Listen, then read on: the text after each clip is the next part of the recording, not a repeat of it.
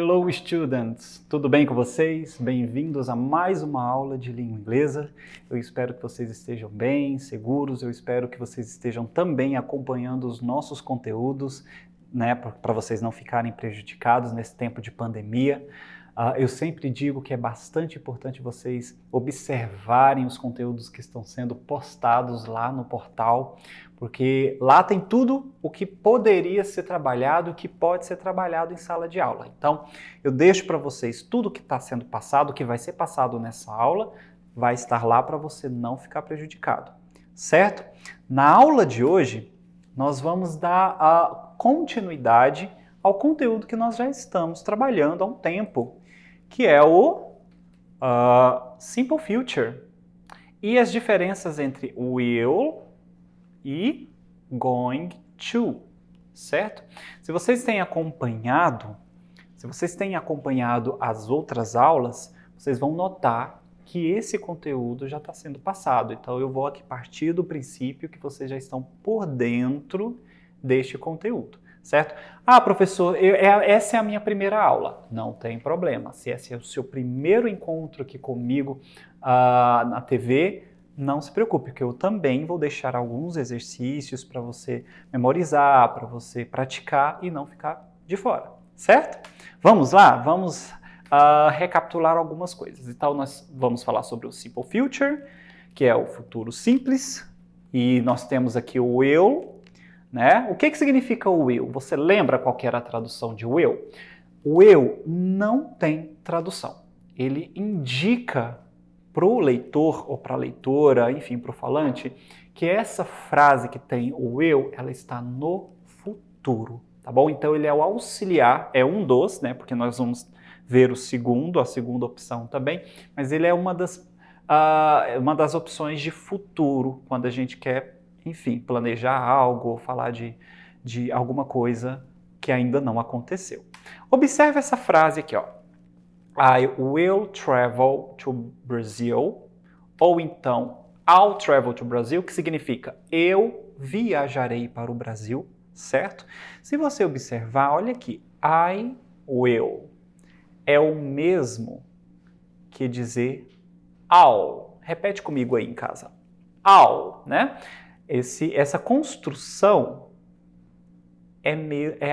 praticamente a mesma coisa de I will. Não há diferença, não muda a tradução.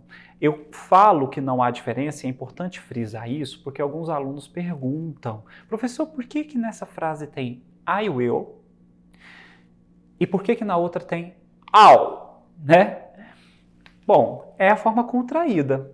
O I will contraído é o I'll, mas a tradução é a mesma coisa. Eu viajarei para o Brasil, certo? Nós temos aqui, para recapitularmos o que a gente já vem trabalhando, né? A forma negativa. Partindo deste mesmo exemplo, nós temos aqui, ó, a frase negativa. I will not travel to Brazil. Repete comigo em casa, se você puder repetir.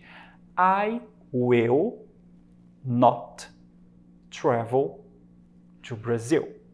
Certo? Que em português significa eu não viajarei para o Brasil. Olha só, novamente nós temos uma opção de contrair I will not e escrever ou falar desta forma aqui que eu estou apontando. I won't.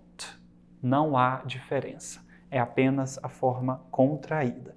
Eu acho interessante falar isso porque os alunos, em alguns momentos, quando eles estão lendo ou praticando isso, vendo nos textos, I want, né? Quando vê a forma contraída, ele não consegue distinguir, então eu prefiro sempre frisar que não há diferença, tá bom? E nós temos também ali, ó, olha a estrutura da frase. Se você lembrar, isso aqui a gente pôde trabalhar lá na última aula. Nós temos sempre o sujeito, né, que no caso aqui é o I, que é o will. Nós temos o will, que não tem tradução, né, que é apenas para se referir ao futuro. Nós temos o not, que é essa partícula de negação. Nós temos o verbo principal, que aqui no caso é o travel, travel, que é o viajar, que no caso aqui, ó, é o verbo principal. E nós temos o complemento to Brazil, para o Brasil, que é o complemento, certo? Essa é a colocação da forma negativa. Agora nós vamos para a forma interrogativa. Olha lá. Will I travel to Brazil? Eu viajarei para o Brasil. A estrutura, da mesma forma, auxiliar o will na frente. Lembre-se o seguinte, em frases interrogativas, o auxiliar will sempre vem na frente. Depois o sujeito, depois o verbo principal, depois o complemento e para finalizar o ponto de interrogação. Observe essa estrutura, certo? Bom, o going to, gente, da mesma forma. O que vai mudar, professor? Olha lá, para o going to, nós temos o verbo to be depois do I, certo? Então eu tenho aqui essa frase em inglês.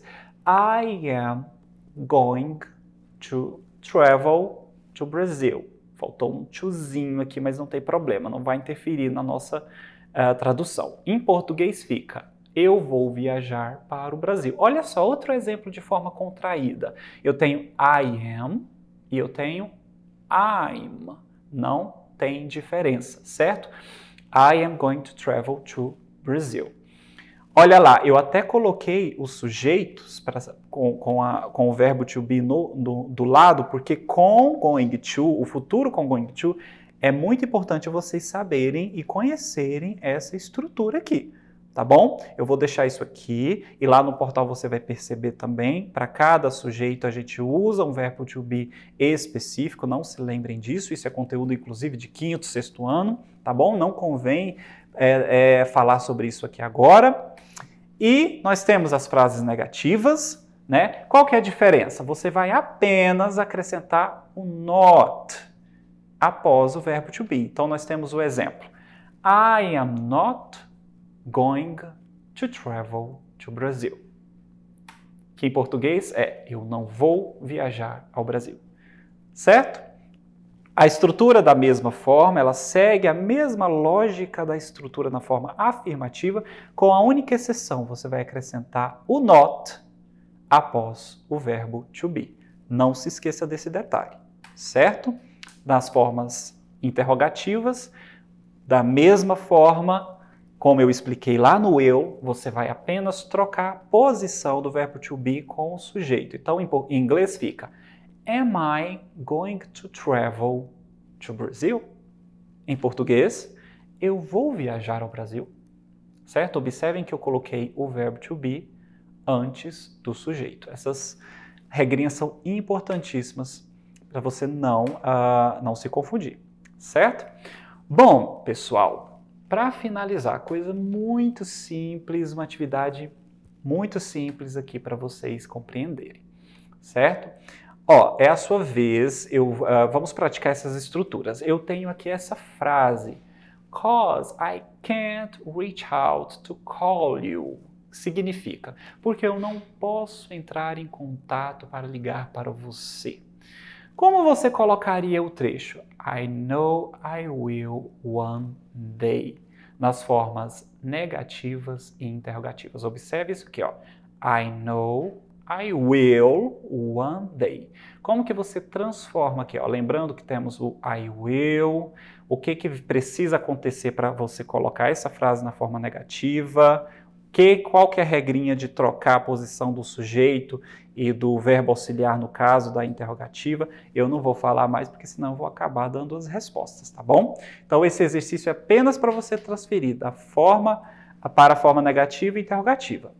E o 2 também bastante simples, porque a gente trabalha, como nós trabalhamos o going to, eu tenho aqui esse exemplo. But everything going to be alright. Mas tudo vai ficar bem. Né? Perceba que o going to está contraído. Lembra quando eu falei de algumas contrações? Quando a gente usa contrações, mas não muda a lógica da frase, a tradução permanece? Qual das opções abaixo representa a frase sem esta contração? Aqui, ó, going be. Tá bom? Qual dessas 3 frasezinhas, que eu não vou deixar a tradução, isso aí é para você pensar, corresponde, é praticamente a mesma frase aqui neste exemplo, certo? Bom, pessoal, nessa aula a gente pôde mais uma vez falar sobre as diferenças de will e going to. Ambos se referem ao futuro e eu deixo uma coisa para vocês refletirem, a diferença de will para going to.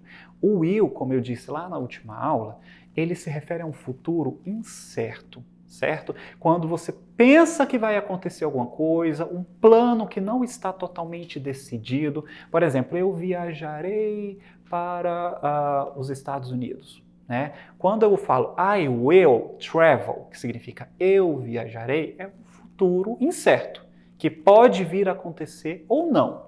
Quando a gente trabalha going to, a gente fala de um futuro certo, que tem um planejamento, que de algo que vai acontecer.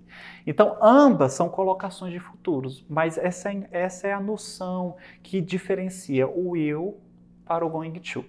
Um é um futuro incerto e o outro é um futuro certeiro, que é o going to, certo? Nós temos aí esses exercícios e eu espero que vocês sempre possam olhar o portal, observar o conteúdo que está lá e qualquer dúvida, tudo está bem de forma clara para você não ficar de fora, certo? E não ficar prejudicado nesse tempo aí que nós estamos vivendo. Eu espero que vocês tenham gostado e eu aguardo vocês na nossa próxima aula. Um grande beijo!